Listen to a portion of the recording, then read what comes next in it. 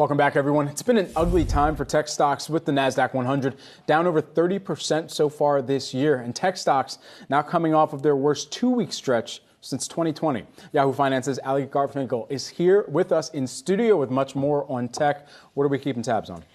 Yeah, it's great to see you, Brad. It's good to be here. You know, the Fed said there would be a lot of pain, and tech's in a lot of it. You know, the NASDAQ, we've actually seen the NASDAQ up about 2%, I think, as I was walking out, give or take, which feels pretty good, but down 30% year to date, right? That's a lot. This is a sector that was once seen as untouchable, right? You know, and it's also not part of this, like just one part of this sector, right? We're seeing social media, e-commerce, gig economy, you name it, right? They're all getting slammed. You know, Snap is one of the most notable cases of this, right? Sounds a whopping, I believe, 77% this year, which is rough, right? But the thing that's most striking to me is it's not just a name like Snap, right? We're seeing, you know, Apple, which once felt invulnerable, down, I believe, about 18% this year to date. You know, Google's parent Alphabet, it's declined about 30% year to date as of this morning. So that's kind of the lay of the land right now. It's not just one area, Brad. It's everybody. Everybody's getting hit.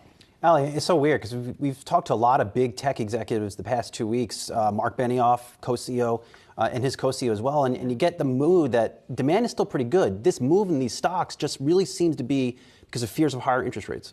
Absolutely. You know, I cannot stress enough that connection is, I think, very clear. You know, this is a sector, Brian, that I think has long thrived on low interest rates. It's long thrived on kind of this easy money. Growth investing is inherently optimistic and is what tech has been built on. So I think, you know, on some level, this has been promised, right? I think demand is still there. Remember, tech sells to the world, right? There is no shortage of people who are interested in the services of, say, a Salesforce or of an Apple, right? We're seeing that too, you know, with the Apple Watch Ultra, iPhone 14.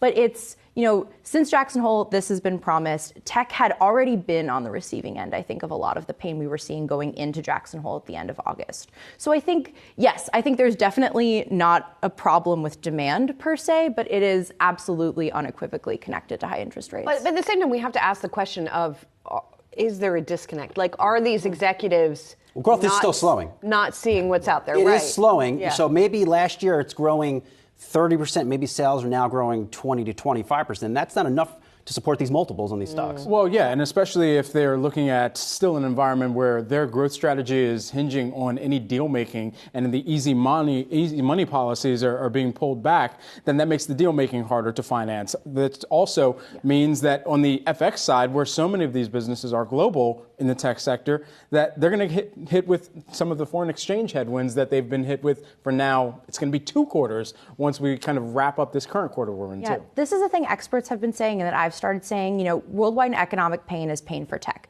Remember, it's not just the Fed. We're seeing interest rates go up across the world, right? Central banks everywhere. And, you know, advertisers are cutting spending. I think we should be looking towards earnings, right? I think we're going to see some misses. We'll see how bad those misses are. Remember, the growth that these companies have sustained over time, you know, that kind of thriving, maybe it shouldn't continue that way, right? We'll see how it all plays out, but I do think we're going to know more at earnings in a couple of weeks, too. Good to see you in person. Allie Garfinkle, thanks so much.